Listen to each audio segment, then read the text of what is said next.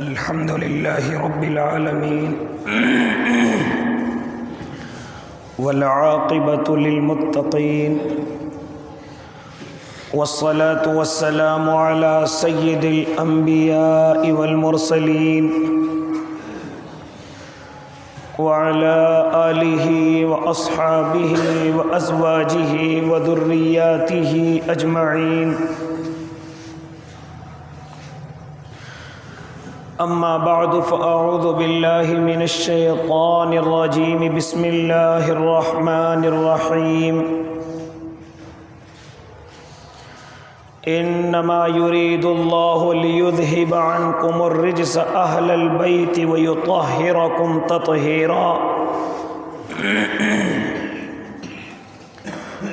صدق الله العظيم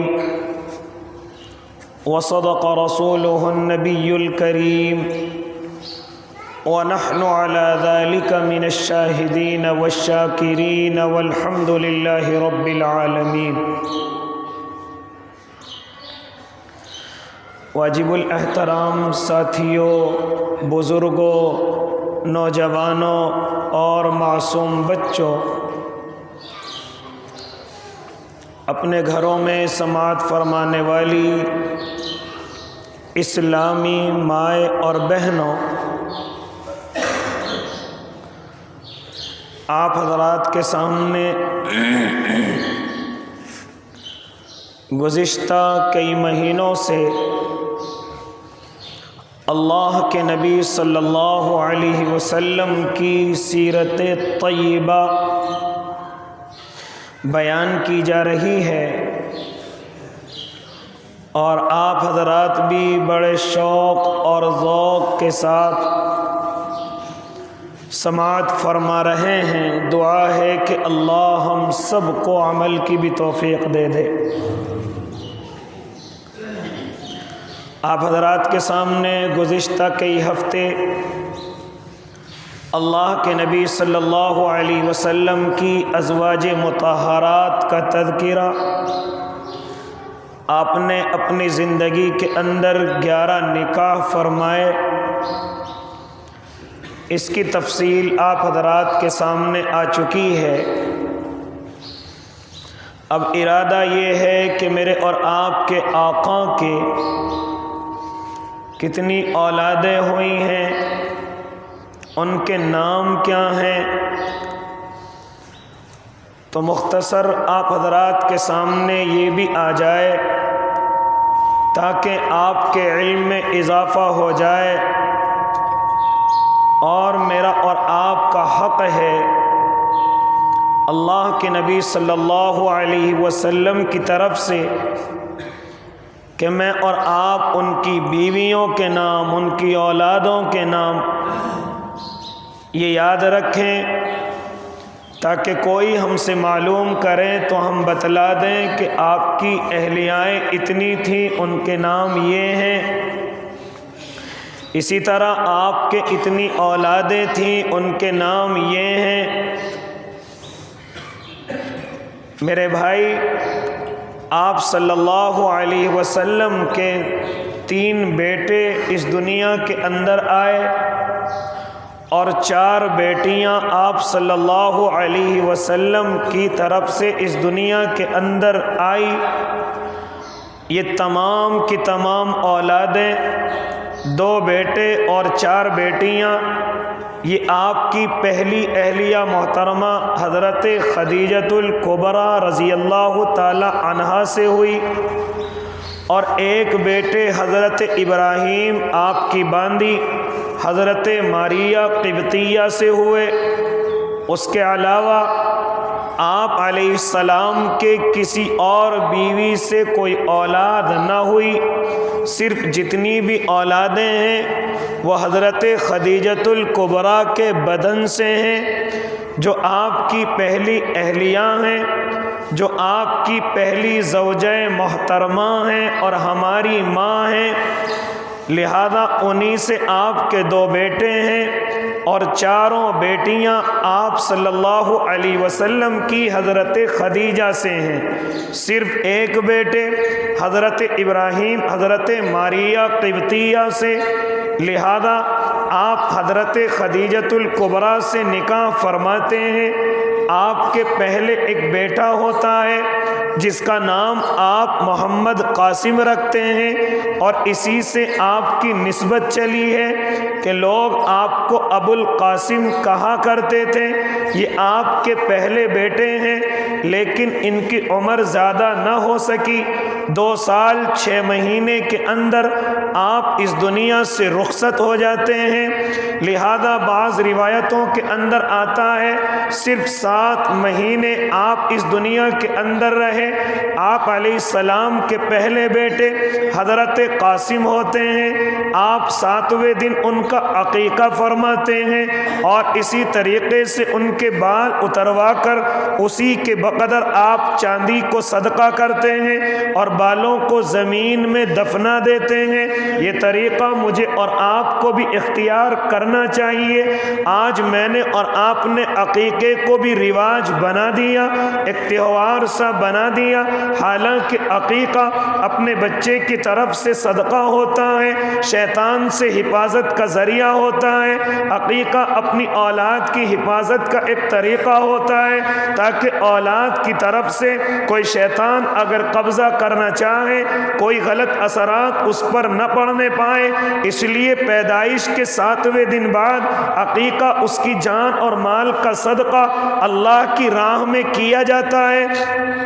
لیکن میں نے اور آپ نے آج اس کو بھی رواج بنا دیا۔ بڑے بڑے پروگرام عقیقوں کے نام پر ہوتے ہیں، یہاں تک کہ گانے اور بجانے عقیقوں کے نام پر ہوتے ہیں۔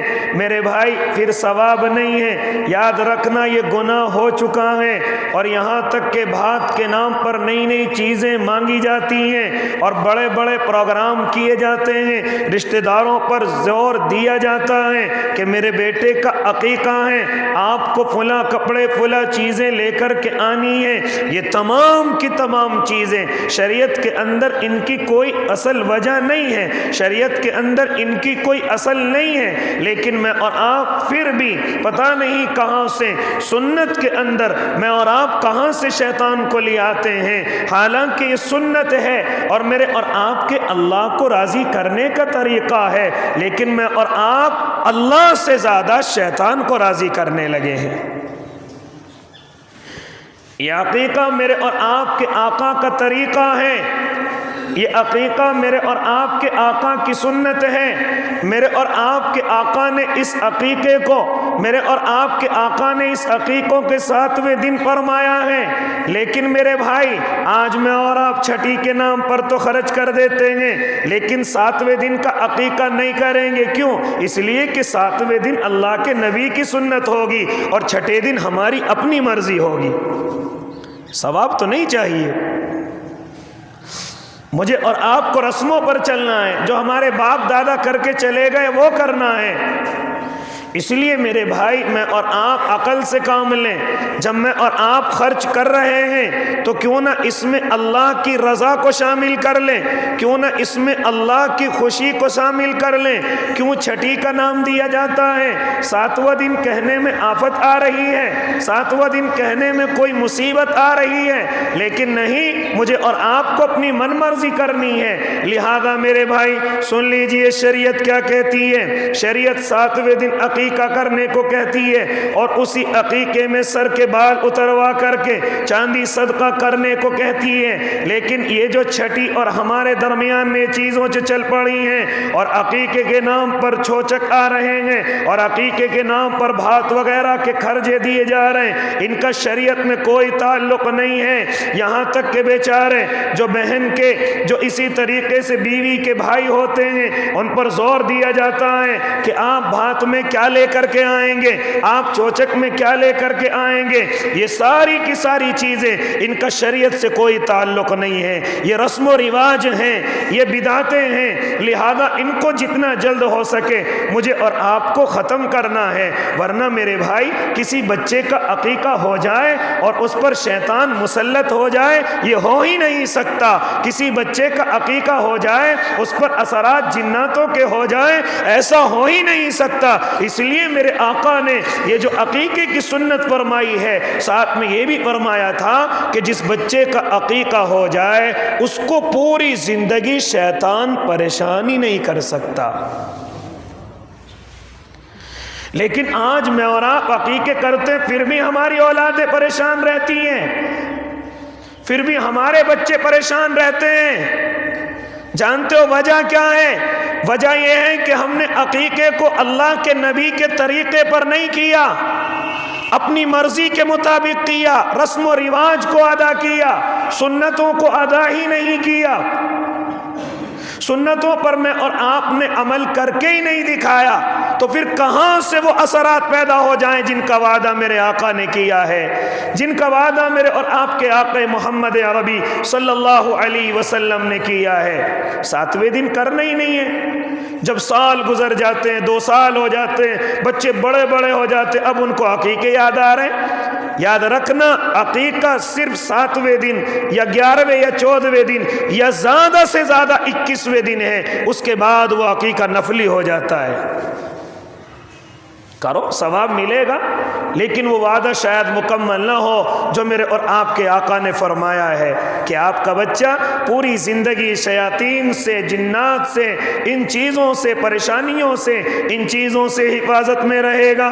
اللہ کی طرف سے فرشتہ متعین کر دیا جائے گا جو آپ کے بچے کی ہر پریشانیوں سے حفاظت کرے گا۔ یہ میرے بھائی، یہ اللہ کے نبی کے وعدے ہیں، اور اللہ کے نبی کے وعدے کل ملا کر کے اللہ کے وعدے ہیں، لیکن آج مکمل نہیں ہوتے دیکھتے۔ جانتے ہو وجہ کیا ہے؟ میرے اور آپ کے اللہ کا تو وعدہ بالکل مضبوط ہے، لیکن میں اور آپ طریقے سے بھٹک جاتے ہیں، میں اور آپ سلیقوں سے بھٹک جاتے ہیں۔ اگر 7ویں دن عقیقہ کر لیا جائے، اگر 11ویں دن یا 21ویں دن عقیقہ کر لیا جائے، تو پھر وہی اللہ کی برکتیں اور رحمتیں اتر کر کے آئیں گی جن کا وعدہ میرے اور آپ کے اللہ نے فرمایا۔ لیکن میں اور آپ کہاں سے عمل کریں؟ اپنی من مرضی چلاتے ہیں۔ 7ویں دن نہیں، 6ٹھے دن کرنا ہے، یا ان سارے دنوں کو چھوڑنا ہے۔ جب بچہ 1-2 سال کا ہو جاتا ہے، تب اس کے بعد مجھے اور آپ کو عقیقے یاد آتے ہیں، حالانکہ کر لینا چاہیے، لیکن اگر آج بھی گنجائش ہے تو اس گنجائش کے مطابق 7ویں دن عقیقہ ہو جانا چاہیے۔ ہاں، میرے آقا نے اپنے بیٹے حضرت قاسم رضی اللہ تعالی عنہ کا 7ویں دن عقیقہ فرمایا۔ پھر آپ کے ایک بیٹی پیدا ہوتی ہے حضرت زینب رضی اللہ تعالی عنہا، پھر اس کے بعد بیٹے اور ہوتے ہیں۔ لیکن آپ کو یہ ذہن میں رکھ لینا چاہیے کہ میرے آقا کے 3 بیٹے پیدا ہوئے، لیکن تینوں اس دنیا کے اندر نہ رہ سکے، تینوں اس دنیا سے رخصت ہو گئے۔ جو حضرت خدیجہ سے 2 بیٹے ہوئے وہ بھی دنیا سے رخصت ہوئے، اور جو حضرت ماریہ قبطیہ جو آپ کی باندھی ہیں ان سے حضرت ابراہیم پیدا ہوئے، وہ بھی اس دنیا سے رخصت ہو گئے۔ یعنی میرے آقا کے کوئی بھی بیٹا بڑا نہ ہو سکا۔ عرب کے لوگوں کے اندر ایک چیز مشہور تھی کہ اگر کسی کے بیٹا نہ ہو تو وہ اس کو معیوب سمجھتے تھے، عیب سمجھتے تھے۔ جب کفار عرب نے دیکھا کہ میرے آقا کے صلی اللہ علیہ وسلم کے بیٹا زندہ نہ رہ سکا، صرف 4 بیٹیاں ہیں، تو انہوں نے مذاق اڑانا شروع کر دیا اور کہا، ارے محمد کے تو کوئی بیٹا نہیں ہے، اس کی نسل کو کون لے کر کے آگے چلے گا؟ یہ تو ابتر ہو گیا۔ ابتر کہا جاتا ہے کہ کسی کے بیٹیاں تو ہوں لیکن بیٹا نہ ہو۔ لہذا کفار عرب نے اس طریقے سے میرے اور آپ کے آقا کو شرمندہ کرنا شروع کیا۔ میرے آقا مایوس ہیں، لیکن میرے اللہ کی طرف سے آیتیں اتر کر کے آئی، اِنَّا أَعْطَيْنَاكَ الْكَوْثَرَ فَصَلِّ لِرَبِّكَ وَانْحَرْ إِنَّ شَانِئَكَ هُوَ الْأَبْتَرُ۔ کیا فرمایا میرے رب نے؟ میرے محبوب مایوس ہونے کی ضرورت نہیں ہے، ہم تمہیں، ارے یہ دنیا کی بات کرتے ہیں، ہم تمہیں کل قیامت کے میدان میں کوثر کا حوض عطا کریں گے، آپ اپنی تمام امت کو اس کوثر کے حوض سے پلائیں گے، آپ اس کے مالک ہوں گے، اور آپ اپنی ایک ایک امت کے فرد کو اس کوثر سے جام پلائیں گے، اور جو بھی اس کوثر کے جام کو پی لے گا وہ نہایت صاف اور شفاف اور خوبصورت ہو جائے گا۔ لہذا تم دنیا کی بات کرتے ہو، ہم تو تمہیں کل قیامت کے میدان میں کوثر کا جام عطا کریں گے، اور کوثر کا پورا حوض عطا کریں گے، جس سے آپ اپنی پوری امت محمدیہ کو یہ کوثر کوثر کا جام پلائیں گے۔ اور پھر فرمایا فصلی لربک ونحر، آپ نماز پڑھیے، مایوس نہ ہوئیے گا، ونحر آپ قربانی کریے گا۔ لہذا پھر فرمایا ان شانئک هو الابتر، یہ جو کہنے والے خود ابتر ہیں، ہاں تمہیں یاد رکھا جائے گا، قیامت تک یاد رکھا جائے گا، قیامت کے بعد تک بھی تمہارے تذکرے ہوں گے۔ اے ہمارے محبوب، ہاں تمہارے تذکرے نمازوں کے اندر ہوں گے۔ جس نماز میں آپ کا تذکرہ نہیں وہ نماز مکمل نہیں۔ تمہارے تذکرے اذانوں کے اندر ہوں گے، جس اذان میں تمہارا تذکرہ نہیں، ہاں وہ اذان مکمل نہیں۔ حج میں تمہارے تذکرے ہوں گے، جس حج میں تمہارا تذکرہ نہیں وہ حج نامکمل ہے، لہذا ان لوگوں کے نام مٹ جائیں گے۔ محبوب تمہارا نام قیامت اور قیامت کے بعد بھی رہے گا۔ کیا ہوا اگر بیٹے نہیں ہیں؟ یہ تمام کی تمام امت محمدیہ یہ آپ کی روحانی اولاد ہیں، یہ آپ کو ہر لمحے ہر وقت میں یاد کریں گے۔ ابو جہل کو کون یاد کرتا ہے؟ ابو لہب کو کون یاد کرتا ہے؟ عتبہ اور شیبہ کو کون یاد کرتا ہے؟ بڑے بڑے بیٹوں والے ہیں، بڑی بڑی طاقتور ان کی اولاد ہوئی ہیں، لیکن کس نے یاد کیا؟ کس کو ان کی یاد آئی؟ اگر کوئی یاد بھی کرتا ہے تو ان پر لعنت بھیجتا ہے، اگر کوئی یاد بھی کرتا ہے تو جہنم کا ایندھن بنا کر کے چھوڑتا ہے، اگر کوئی یاد بھی کرتا ہے۔ اس کے بالمقابل میرے اور آپ کے آقا صلی اللہ علیہ وسلم کو ہر لمحے دنیا یاد کرتی ہے۔ آپ ذرا غور فرمائیے، اذان شروع ہوتی ہے، ہاں ایک دنیا کے اندر اذان ہوتی ہے، پھر کہیں عصر کی ہوتی ہے، پھر اسی وقت میں کہیں ظہر کی ہوتی ہے، پھر اسی وقت میں کہیں فجر کی ہوتی ہے، یہاں تک کہ سائنسی اور دنیا پر نظر رکھنے والے رب کعبہ کی قسم کھا کر کے کہتے ہیں کہ دنیا کے اندر کوئی ایسا لمحہ نہیں ہے جہاں سے یہ آواز نہ آ رہی ہو اشہد ان محمد رسول اللہ۔ ہر لمحے یہ آواز مسجدوں کے ذریعے سے، مسجدوں کے میناروں کے ذریعے سے گونجتی رہتی ہے۔ پوری دنیا میں ایک سیکنڈ بھی ایسی نہیں گزرتی کہ جس میں محمد رسول اللہ کا نام نہ لیا جاتا ہو۔ تو اسی لیے کون ابتر ہے؟ ابتر تو یہ کفار مکہ ہیں، ان کے نام ختم ہو گئے، ان کی شہرتیں ختم ہو گئی، ان کی عزتیں ختم ہو گئی، ان کی دولتوں کو اللہ نے زمین میں ملا دیا۔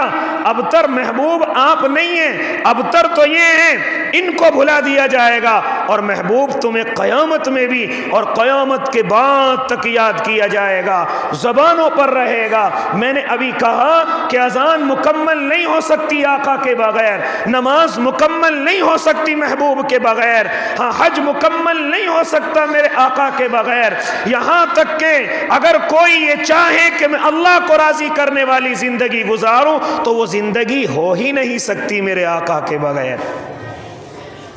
اس لیے میرے بھائی، میرے اور آپ کے آقا جیسے ہی مایوس ہوئے کہ لوگ مجھے کہتے ہیں اولادوں میں بیٹے نہیں ہیں، صرف بیٹیاں ہی بیٹیاں ہیں، لہذا میرے اور آپ کے اللہ نے اس مایوسی پر انعام عطا کر فرمایا محبوب آپ دنیا کی بات کرتے ہیں، ہم آپ کو کل قیامت کے میدان میں بھی حوض کوثر کا جام عطا کریں گے، اور یہ لوگ جو تمہیں ابتر کہہ رہے ہیں یہ خود ابتر ہیں، تمہارا نام تو قیامت اور قیامت کے بعد اور قیامت کے بعد جنت تک ہمیشہ رہے گا۔ اس لیے میرے بھائی، میرے اور آپ کے آقا کے پہلے بیٹے حضرت قاسم رضی اللہ تعالی عنہ ہیں، لیکن آپ دنیا سے رخصت ہو جاتے ہیں، ایک اور بیٹے وہ بھی دنیا سے رخصت ہو جاتے ہیں، ایک اور بیٹے حضرت ابراہیم رضی اللہ تعالی عنہ جو آپ کی باندی حضرت ماریہ قبطیہ کے بطن سے پیدا ہوتے ہیں، لیکن وہ بھی بچپنے کے اندر رخصت ہو جاتے ہیں۔ آپ کے ایک بیٹی پہلی ہوتی ہیں جن کا نام حضرت زینب رضی اللہ تعالی عنہا ہے، یہ حضرت خدیجہ کے بطن سے ہیں اور یہ آپ کی پہلی بیٹی ہیں۔ آج ہم نے حضرت فاطمہ کو تو یاد رکھا ہے، لیکن حضرت زینب کا نام ہماری زبانوں پر نہیں رہتا، حالانکہ حضرت فاطمہ آپ کی سب سے چھوٹی صاحبزادی ہیں، آپ کی سب سے بڑی صاحبزادی حضرت زینب رضی اللہ تعالی عنہا ہیں، ان کے بعد حضرت رقیہ رضی اللہ تعالی عنہا ہیں، ان کے بعد حضرت ام کلثوم کلثوم رضی اللہ تعالی عنہا ہے، پھر چوتھے نمبر پر حضرت فاطمہ رضی اللہ تعالی عنہا ہے۔ آج ہمارے حضرت فاطمہ کا تو تذکرہ رہتا ہے اور رہنا چاہیے، لیکن یہ نا انصافی کی بات ہے کہ ہم اور بیٹیوں کے تذکرے چھوڑ دیں، ہم اور جو بیٹیاں آپ کی ہیں اور جو لخت جگر آپ کی ہیں، ہاں جن میں حضرت زینب ہیں، حضرت رقیہ ہیں اور حضرت ام کلثوم رضوان اللہ تعالی علیہ مجمعین ہیں، مجھے اور آپ کو چاہیے کہ ان بیٹیوں کو بھی یاد رکھا جائے۔ ان بیٹیوں کو یاد رکھنے کا مطلب کیا ہے؟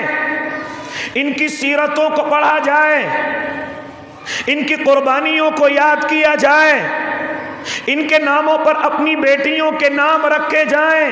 یہ ہے یاد کرنے کا مطلب، یہ ہے ان کو یاد دہانی میں لانے کا مطلب کہ جس طرح ہم اپنی بیٹیوں کے نام فاطمہ رکھتے ہیں، اسی طرح ہماری بیٹیوں کے نام حضرت زینب کے نام پر بھی ہونے چاہیے۔ ارے یہ بھی تو آقا کی لخت جگر ہیں۔ حضرت رقیہ کے نام پر ہونے چاہیے، یہ بھی تو آقا کی لخت جگر ہیں۔ اسی طریقے سے حضرت ام کلثوم، یہ بھی تو میرے محبوب کی لخت جگر ہیں۔ حضرت فاطمہ سب سے چھوٹی بیٹی ہیں، ان سے پہلے 3 بیٹیاں میرے اور آپ کے آقا کی ہیں، لہذا میرے بھائی نام یاد رکھیں گے نا انشاءاللہ۔ پہلی بیٹی حضرت زینب، دوسری بیٹی حضرت رقیہ اور تیسری بیٹی حضرت ام کلثوم اور چوتھی بیٹی حضرت فاطمہ رضی اللہ تعالی عنہا ہیں۔ اسی طرح میرے اور آپ کے آقا کے بیٹے حضرت قاسم رضی اللہ تعالی عنہ اور حضرت طاہر رضی اللہ تعالی عنہ اور حضرت ابراہیم رضی اللہ، یا ایک اور بیٹے بیچ میں حضرت عبداللہ،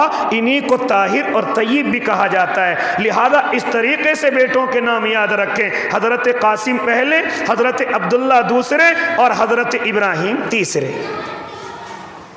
یہ 3 بیٹے میرے اور آپ کے آقا کے اور 4 بیٹیاں۔ آج میرا ارادہ ہے کہ حضرت زینب رضی اللہ تعالی عنہ کا تذکرہ آپ حضرات کے گوشے گزار کر دیا جائے۔ یہ آپ کی سب سے بڑی بیٹی حضرت زینب رضی اللہ تعالی عنہ آپ کے نبی بنانے سے تقریباً 10 سال پہلے اس دنیا کے اندر تشریف لائی ہیں۔ حضرت خدیجۃ الکبریٰ کے وطن سے ہیں، چونکہ میرے اور آپ کے آقا 25 سال کی عمر میں حضرت خدیجہ سے نکاح فرما لیتے ہیں۔ اس وقت میں حضرت خدیجہ کی عمر 40 سال ہے اور ابھی نبی بننے میں 15 سال ہیں۔ 5 سال کے بعد ہی آپ کے گھر کے اندر حضرت زینب رضی اللہ تعالی عنہا تشریف لاتی ہیں۔ ہاں، یہ حضرت زینب رضی اللہ تعالی عنہا جب جوان ہوتی ہیں تو میرے اور آپ کے آقا ان کا نکاح حضرت ابو العاص بن ربیع سے کر دیتے ہیں۔ یہ کون؟ حضرت زینب میرے اور آپ کے آقا کا ساتھ دینے والی، یہاں تک کہ شروع میں میرے اور آپ کے آقا کے ہاتھ پر ایمان لانے والی، اسلام قبول کرنے والی۔ ان کے شوہر اسلام قبول نہیں کرتے، لیکن یہ حضرت زینب رضی اللہ تعالی عنہ ایمان قبول کر لیتی ہیں، اسلام کے اندر داخل ہو جاتی ہیں۔ یہاں تک کہ جتنی پریشانیوں سے میرے اور آپ کے آقا گزرے ہیں، میرے آقا کے شانہ بشانہ رہتی ہیں۔ جب آپ کو شیب ابی طالب کے اندر بند کیا گیا اور آپ 2.5 سال تک وہیں پر قید رہے، یہاں تک کہ پیڑوں کی چھال کھا کر کے اور درختوں کے پتے کھا کر کے وقت گزارا، اس وقت میں پریشانیوں میں ساتھ دینے والی حضرت زینب رضی اللہ تعالی عنہا بھی ہیں۔ لہذا اب ہجرت کا موقع آ گیا، میرے اور آپ کے آقا کو ہجرت کا حکم دے دیا گیا۔ تمام صحابہ نے ہجرت فرمائی ہے، میرے اور آپ کے آقا حضرت ابو بکر کے ساتھ ہجرت فرماتے ہیں، لیکن حضرت زینب رضی اللہ تعالی عنہا مکہ المکرمہ کے اندر ہی رہ جاتی ہیں۔ ہاں، ان کو پریشان کیا جاتا ہے، یہاں تک کہ چونکہ ابو العاص ایمان قبول نہیں کرتے، حضرت زینب ایمان کے اندر ہیں، لہذا میرے اور آپ کے آقا کی صاحبزادی کے لیے کفار و مشرکین اکٹھا ہو کر کے حضرت ابو العاص کی خدمت میں حاضر ہوتے ہیں اور کہتے ہیں ابو العاص، جس طرح ابو جہل نے، اس کے بیٹوں نے ہاں نبی کی بیٹیوں کو پریشان کیا، نبی کی بیٹیوں کو طلاق دیا، اسی طریقے سے ابو العاص تم بھی زینب کو طلاق دے دو، تم بھی زینب کو اپنی زندگی سے نکال دو۔ لیکن حضرت ابو العاص فرمایا کرتے تھے، اے کفار مکہ سن لو، یہ ان کے دین کا مسئلہ ہے، لیکن میں اپنی بیوی کو اپنی زندگی سے نہیں نکالوں گا، کیونکہ ایسی شریف عورت، ایسی نیک عورت، ایسی ہاں نیک بندی میرے نکاح میں دوبارہ نہیں آ سکتی۔ فرماتے تھے میں ان کو اپنے نکاح سے نہیں نکال سکتا، حالانکہ ایمان کے اندر داخل نہیں۔ چنانچہ مختصر یہ کہ بدر کا واقعہ پیش آیا، چنانچہ بدر میں میرے اور آپ کے آقا کو فتح نصیب ہوئی۔ میرے آقا فتح فرماتے ہیں بدر کے اس میدان کو، لہذا آپ کو یاد ہوگا چونکہ آپ سیرت کو شروع سے سن رہے ہیں کہ اس میں 70 سے زیادہ سردار قید کر کے آئے تھے، 70 سے زیادہ قیدی قید ہو کر کے آئے تھے۔ جانتے ہو ان میں ایک کون تھے؟ ان میں حضرت زینب رضی اللہ تعالی عنہا کے شوہر حضرت ابو العاص بھی تھے۔ یہ قید کر کے لائے گئے اور مشورہ یہ ہوا کہ کس طریقے سے ان کو چھوڑا جائے۔ بعض صحابہ کی جن میں حضرت عمر بھی تھے، ان کی گردنوں کو اڑا دیا جائے، اور میرے اللہ کا بھی یہی ارادہ، لیکن میرے بھائی پھر مشورہ ہوا۔ حضرت ابو بکر صدیق کی رائے یہ تھی کہ ان کو چھوڑ دیا جائے، ان سے فدیہ لے لیا جائے، چنانچہ اسی رائے پر عمل کیا گیا۔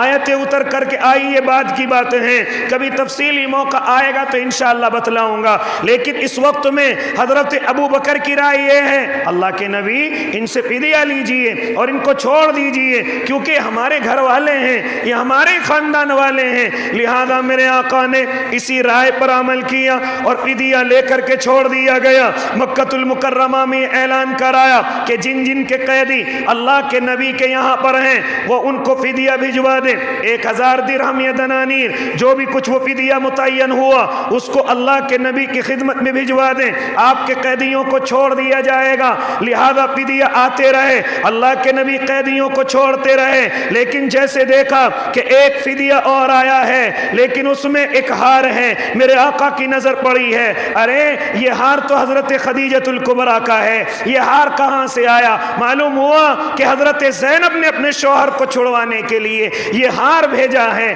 لہذا اللہ کے نبی اسے فدیے میں قبول کیجئے گا اور حضرت زینب کے شوہر حضرت ابو العاص کو چھوڑ دیجئے گا۔ میرے آقا اس ہار کو دیکھتے رہے، 25 سال پرانی یادیں تازہ ہو گئی، حضرت خدیجہ کی یاد آنے لگی، آنکھوں سے آنسو جاری ہو گئے۔ صحابہ کرام دیکھتے ہیں محبوب کی آنکھوں میں آنسو کیوں ہیں؟ فرمایا صحابہ جانتے ہو یہ ہار کس کا ہے؟ یہ ہار میری خدیجہ کا ہے۔ اے صحابہ جانتے ہو یہ ہار کس نے بھیجا ہے؟ میری خدیجہ نے میری سب سے بڑی بیٹی حضرت زینب کو یہ ہار ہدیے میں دیا تھا، ان کو محبت میں یہ ہدیہ کیا تھا، لہذا آج جب میری بیٹی کا شوہر قید ہو گیا، اے صحابہ میری بیٹی نے یہ ہار اس کو چھڑانے کے لیے بھیجا ہے۔ میرے آقا کی آنکھوں میں آنسو ہیں، میرے محبوب کی آنکھوں میں آنسو ہیں، لہذا پھر اپنی زینب کو یاد کر کر کے رونے لگے۔ جانتے ہو کس ماں کی بیٹی ہے؟ جانتے ہو کس ماں کی بیٹی ہے؟ یہ اس ماں کی بیٹی ہے کہ جب وہ اس دنیا کے اندر تھی تو آدھا عرب اس کی ماں کے قرضے میں ڈوبا ہوا تھا۔ یعنی اتنی بڑی تاجر حضرت خدیجۃ الکبریٰ رضی اللہ تعالی عنہا تھی کہ فرماتے تھے میرے آقا کہ آدھا عرب ان کے قرضے میں ڈوبا ہوا تھا، لہذا یہ اس ماں کی بیٹی ہے۔ آج اپنے شوہر کو چھڑانے کے لیے اس نے یہ ہار بھیجا ہے۔ اے صحابہ میں تم سے مشورہ لیتا ہوں، حکم نہیں کرتا، میں تم سے رائے طلب کرنا چاہتا ہوں، حکم نہیں کرتا، میری اور آپ کی طرح نہیں جو کرنا ہے بس کرنا ہے، کسی سے کوئی مشورہ نہیں، میرے اور آپ کے آقا اپنے صحابہ کو اکٹھا کرتے ہیں اور فرماتے ہیں اے میرے صحابہ کیا تم یہ چاہتے ہو کہ میں اپنی بیٹی کے ہار کو واپس کر دوں، اپنی بیٹی کے ہار کو واپس کر دوں اور ان کے شوہر حضرت ابو العاص کو بھی واپس کر دوں؟ چنانچہ صحابہ کی گردنیں جھک گئی اور آنکھوں میں آنسو بھر لائے۔ اللہ کے نبی آپ کیسی بات کرتے ہیں؟ صرف اس ہار کے لیے ہم سے اجازت طلب کر رہے ہیں، صرف اس ہار کے لیے۔ اللہ کے نبی آپ خود مختار ہیں، اللہ کے نبی آپ مالک ہیں، لہذا آپ حکم فرما دیجئے۔ چنانچہ میرے آقا اس ہار کو واپس کر دیتے ہیں، ابو العاص کو بھی واپس کر دیتے ہیں، لیکن حضرت ابو العاص سے ایک وعدہ کرتے ہیں، ابو العاص میں تم سے فدیہ نہیں لیتا، میں تمہیں اپنی بیٹی کے صدقے ایسے ہی تمہیں آزاد کر رہا ہوں، لیکن ابو العاص تم مکے جا کر میری بیٹی کو واپس کر دینا، میری بیٹی کو مدینے بھیج دینا۔ چنانچہ ابو العاص وعدہ کرتے ہیں اللہ کے نبی میں آپ کی بیٹی کو فوراً جا کر کے مدینہ واپس کر دوں گا۔ چنانچہ ابو العاص مکہ المکرمہ کے اندر پہنچے اور پہنچ کر کے سب سے پہلے یہی کام کیا۔ اگر ایمان میں نہیں ہے تو کیا ہوا، لیکن وعدے کے مطابق تو چلنے والے تھے، وعدے کو پورا کرنے والے تھے۔ ابو العاص بن ربی جیسے ہی مکہ المکرمہ کے اندر پہنچے حضرت زینب کو فرمایا اے حضرت زینب تمہارے والد محترم تمہیں یاد کر رہے ہیں، وہ تمہارے بغیر تڑپ تڑپ کر کے زندگی گزار رہے ہیں، وہ تمہاری ان کو یاد ستاتی ہے تو ان کی آنکھوں میں آنسو آ جاتے ہیں۔ اے حضرت زینب اگر تم چاہو تو تم مدینے جا سکتی ہو۔ لہذا حضرت زینب یہ حضرت ابو العاص اپنے ایک بھائی کو حضرت زینب کے ساتھ کر دیتے ہیں، جاؤ تم زینب کو مکہ المکرمہ سے لے کر مدینہ المنورہ کے اندر چھوڑ کر کے آ جاؤ۔ جیسے ابو جہل یا اسی طرح اور لوگوں کو معلوم ہوتا ہے، ابو جہل تو چونکہ بدر میں قتل ہو چکا ہے، اس کے علاوہ جب بڑے سرداروں کو معلوم ہوتا ہے،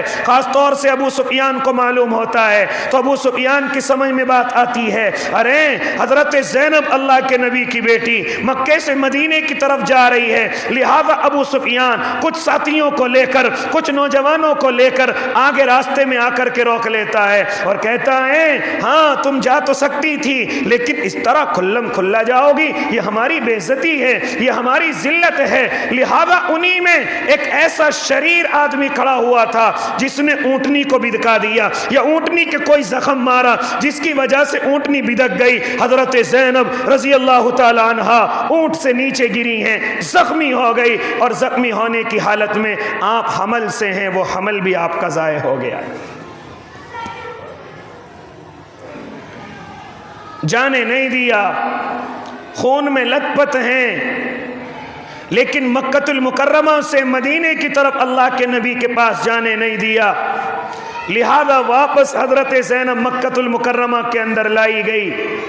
چنانچہ میرے بھائی پھر ایک دن میرے اور آپ کے آقا نے حضرت زید کی اور ایک اور صحابی کی ذمہ داری لگائی کہ فلاں جگہ پر حضرت زینب کو لایا جائے گا، لہذا تم وہاں سے ان کو لے کر کے آ جاؤ۔ چنانچہ حضرت زینب پھر رات کے اندھیرے میں مکہ المکرمہ سے نکلتی ہیں اور وہیں جہاں پر مقام پر میرے آقا نے خبر دی تھی وہاں تھے حضرت زید، ان کو لے کر کے مدینہ المنورہ پہنچ گئے۔ مختصر یہ میرے بھائی پھر حضرت ابو العاص ہیں جو ابھی ایمان کے اندر داخل نہیں ہوئے، دوبارہ پھر تجارت کے لیے نکلے ہیں، لیکن اس وقت میں مسلمانوں کی اور کفار کی آپس میں نفرتیں ہیں، آپس میں دشمنیاں ہیں۔ ابو العاص جو مال تجارت لے کر کے نکل رہے تھے، مسلمانوں نے قافلے کو گھیرا اور تمام کا تمام مال اپنے قبضے میں کر لیا اور ابو العاص کو بھی اپنے قبضے میں کر لیا، لیکن ابو العاص کسی طرح چھپ کر کے، چونکہ حضرت زینب پہلے مدینے میں آ چکی ہیں، لہذا چھپ کر کے حضرت زینب کے کمرے میں پہنچ جاتے ہیں،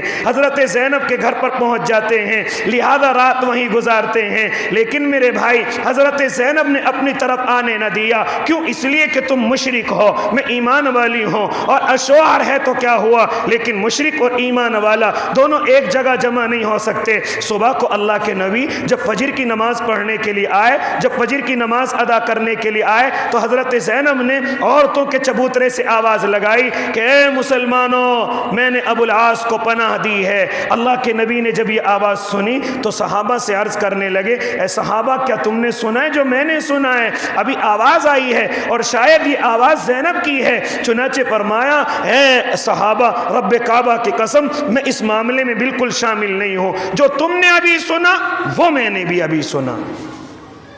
کبھی آپ سمجھنے لگے کہ رات سے یہ حضرت محمد کے گھر پر ہے، بیٹی بھی ملی ہوئی ہے، باپ بھی ملا ہوا ہے، لیکن میرے آقا نے فرمایا صحابہ اپنے دل میں ایسی بات لے کر کے نہ آنا، جو میں نے ابھی سنا، جو تم نے ابھی سنا، میں بھی اتنا ہی جانتا ہوں جتنا تم نے جانا ہے۔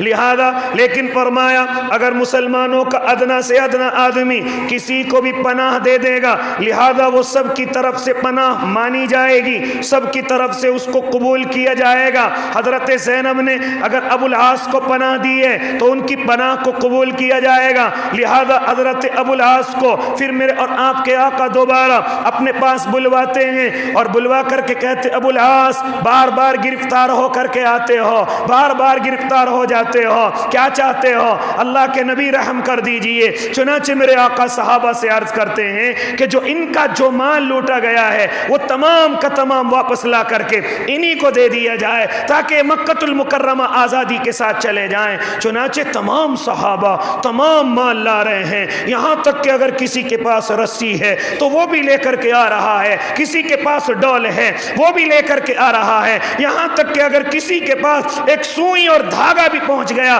تو راوی کہتا ہے کہ یہ تمام کی تمام چیزیں حضرت ابو العاص کو واپس لا کر کے دے دی۔ ابو العاص نے سارا مال اکٹھا کیا، مکہ المکرمہ کے اندر پہنچے اور تمام لوگوں کو بلوایا کہ جس کا بھی تجارت کا جو بھی مال ہے اپنا مال واپس کر لو، اپنا مال واپس لے لو۔ لہذا جب تمام کے تمام کفار نے اپنا مال واپس لے لیا، حضرت ابو العاص کیونکہ صحابہ کی اس ادا کو دیکھ کر، نبی کے اس رحم کو دیکھ کر اللہ کے نبی کے عاشق اور نبی کے دیوانے بن چکے ہیں اور صحابہ سے محبت کرنے لگے ہیں کہ ایک ایک سوئی واپس لا کر کے دے دی، ایک ایک دھاگا واپس لا کر کے دے دیا۔ کفار مکہ کے سامنے اعلان کرتے ہیں کسی کا اگر کچھ مال باقی ہو تو بتلا دینا۔ سب کہنے لگے سب آ گیا ہے۔ اس کے بعد حضرت ابو العاص اعلان فرماتے ہیں اشہد ان لا الہ الا اللہ و اشہد ان محمد رسول اللہ، میں گواہی دیتا ہوں کہ اللہ کے سوا کوئی معبود نہیں اور محمد عربی جو میرے سسر ہیں وہ اللہ کے نبی اور اس کے محبوب بندے ہیں۔ میرے بھائی اس طریقے سے آپ ایمان کے اندر داخل ہوتے ہیں اور کہتے ہیں کفار مکہ اگر میں چاہتا تو ایمان مدینے کے اندر قبول کر لیتا، اگر میں چاہتا تو اس وقت میں ایمان قبول کر لیتا، لیکن مجھے ڈر ہوا کہیں آپ یہ تانا نہ دے دیں کہ ابو العاص نے مال کی وجہ سے ہاں ایمان قبول کر کے ہمارے مال پر قبضہ کیا ہے، لہذا جب تمہارا مال تم تک واپس آ گیا اب میں اعلان کرتا ہوں کہ میں اللہ کو اپنا معبود مانتا ہوں، میں اعلان کرتا ہوں کہ اللہ کے نبی میرے محبوب ہیں، اللہ کے نبی میرے لیے بھی نبی ہیں۔ لہذا میرے بھائی اس طریقے سے اعلان کر کے آپ مکہ المکرمہ چھوڑ کر کے آپ مدینہ المنورہ تشریف لے جاتے ہیں، حضرت زینب کے پاس آتے ہیں۔ بعض کہتے ہیں اسی نکاح کو آپ نے قائم رکھا اور بعض کہتے ہیں کہ نانا بلکہ یہ دوسرا نکاح اللہ کے نبی نے کیا ہے، حضرت ابو العاص سے حضرت زینب کا دوسرا نکاح فرمایا ہے۔ لہذا یہ میرے اور آپ کے لیے بھی سبق ہے کہ اگر کوئی میاں اور بیوی سے کوئی بھی ایمان قبول کر لیتا ہے تو لہذا اگر دونوں قبول کر لیں تو دوبارہ نکاح کی ضرورت نہیں ہے، اسی پر جس میں وہ پچھلے اپنے مذہب پر تھے اسی نکاح کو مانا جائے گا، اسی رسم و رواج پر جس پر انہوں نے اپنے نکاح کیے تھے اسی کو مانا جائے گا۔ لیکن اگر کوئی ایک ایمان قبول کر لے تو ایمان قبول کرتے ہی فوراً ان کا نکاح ٹوٹ جائے گا۔ بیوی نے قبول کیا تو شوہر سے کہا جائے گا کہ آپ بھی ایمان قبول کرتے ہیں، اگر نہیں کرتے ہیں تو ان کا رشتہ ٹوٹ جائے گا، اگر کر لیتے ہیں تو اسی پر ان کو قائم اور دائم رکھا جائے گا، دوبارہ ان کا نکاح نہیں کیا جائے گا۔ اسی طرح میرے آقا نے چونکہ وقفہ زیادہ گزر چکا تھا، حضرت زینب پہلی ایمان لا چکی تھی اور ابو العاص بعد میں ایمان لائے رضی اللہ تعالی عنہ، اس لیے میرے آقا نے راوی کہتے ہیں کہ دوبارہ نکاح فرمایا۔ لہذا میرے بھائی میں گفتگو حضرت زینب رضی اللہ تعالیٰ عنہ کی کرنے لگا تھا۔ میرے بھائی جب وہ اونٹ سے گری اور حمل ضائع ہوا اس وقت کے بعد آپ بیمار رہتی، اس وقت کے بعد ایسی کمزور پڑ گئی کہ دوبارہ ان کو طاقت اور قوت نہ مل سکی، دوبارہ ان کے بدن کو طاقت نہ مل سکی۔ لہذا ایک دن وہ آیا کہ حضرت زینب رضی اللہ تعالیٰ عنہ کے تعلق سے آقا کو خبر مل گئی، آقا آپ کی بیٹی آپ کی لخت جگر حضرت زینب اس دنیا سے رخصت ہو گئی، آپ کے دو بچے ہوئے ہیں، ایک کا نام علی رکھا گیا اور دوسرے کا نام امامہ رکھا گیا۔ یہ دو بچے امامہ بیٹی ہیں اور علی بیٹے ہیں، لہذا حضرت علی تو روایتوں کے اندر آتا ہے کہ پہلے ہی دنیا سے رخصت ہو جاتے ہیں اور امامہ آپ کی زندگی کے بعد بھی رہی ہیں۔ لہذا یہ وہی امامہ کہ جن سے میرے اور آپ کے آقا بڑی محبت فرماتے تھے، بڑی لگن فرماتے تھے، یہ حضرت زینب کی بیٹی تھی۔ لہذا کبھی ایک مرتبہ مرتبہ میرے اور آپ کے آقا کے پاس ایک ہار آیا، تمام کے تمام گھر والے میرے اور آپ کے آقا کی خدمت میں ہیں۔ میرے آقا نے اعلان فرمایا یہ ہار میں اپنی سب سے زیادہ محبوب کو دوں گا، جو میں سب سے زیادہ جس سے محبت کرتا ہوں۔ اللہ کے نبی کی بیویاں سمجھنے لگی مجھ سے محبت کرتے ہیں، بعض سمجھتے ہیں کہ حضرت عائشہ کو دیں گے، لیکن نہ، حضرت امامہ ایک کونے میں بیٹھ کر کے مٹی میں کھیل رہی ہیں۔ میرے آقا ان کے پاس جاتے ہیں، ان کے چہرے کو صاف کرتے ہیں اور اپنا وہ ہار حضرت امامہ کے گلے میں ڈال دیتے ہیں۔ بچپنے میں یہ وہی حضرت امامہ ہیں کہ جب آپ نماز کے سجدے میں ہوتے تو یہ حضرت امامہ آ کر کے پیٹھ پر بیٹھ جایا کرتی تھی، آپ پھر ان کو آہستہ سے اتارتے اور نیچے بٹھا دیتے، پھر اس کے بعد آپ قیام کے لیے، رکوع کے لیے کھڑے ہو جاتے تھے۔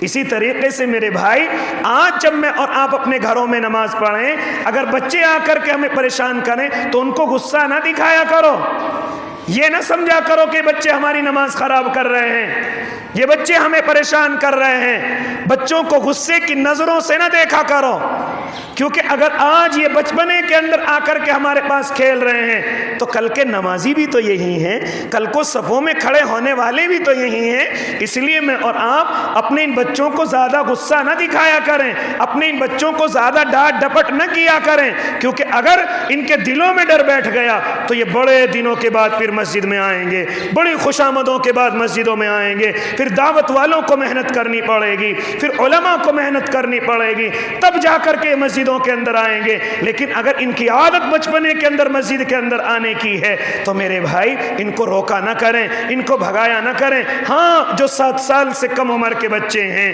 وہ اس لیے ان کو منع کیا جاتا ہے کہیں استنجا وغیرہ کر کے مسجد کو خراب نہ کر دیں، کہیں اور دوسرے کی نمازوں کو خراب نہ کر دیں، اس لیے منع کیا جاتا ہے کہ 7 سال سے کم کے بچے مسجدوں کے اندر نہ آئیں۔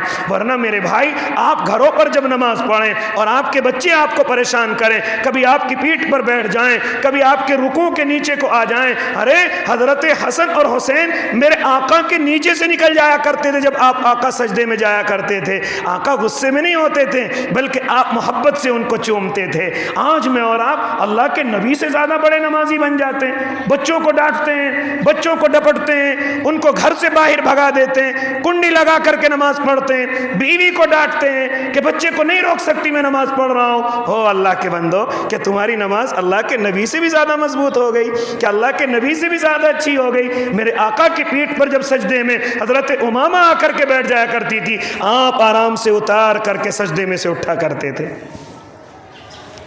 تو اس لیے میرے بھائی، بچوں کو نماز کا شوقین بنانے کے لیے وہ ایسے ہی کچھ آ کر کے مجھے پریشان کریں گے، کچھ آپ کو پریشان کریں گے، لیکن ایک دن وہ آئے گا کہ انشاءاللہ وہ نمازی بن جائیں گے، بغیر محنت کے نمازی بن جائیں گے۔ اسی لیے مسجدوں سے بھی نہ بھگایا کرو، اسی لیے صفوں سے بھی بچوں کو نہ نکالا کرو، صفوں سے بھی باہر پیچھے مت ہٹایا کرو، لگے رہنے دیا کرو اگر بچے سمجھدار ہیں۔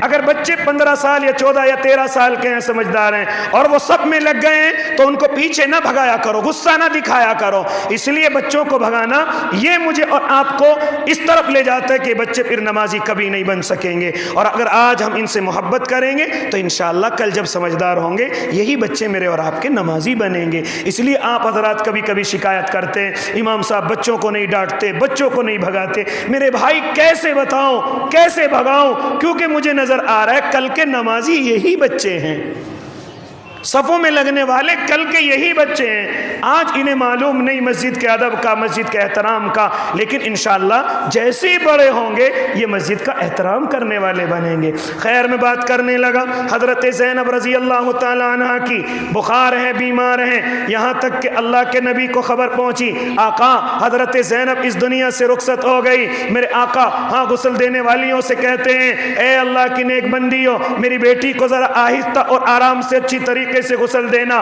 اور جب غسل دے کر کے فارغ ہو جاؤ تو بتلا دینا، ہاں جلدی سے ان کا جنازہ اٹھانا ہے۔ جب عورتیں جنازے کی نماز، جب عورتیں غسل دے کر کے فارغ ہو گئی، اللہ کے نبی غسل ہو گیا، میرے آقا فرماتے پھر کیا دے رہے؟ فرمایا آقا کفن کے لیے کپڑا نہیں ہے۔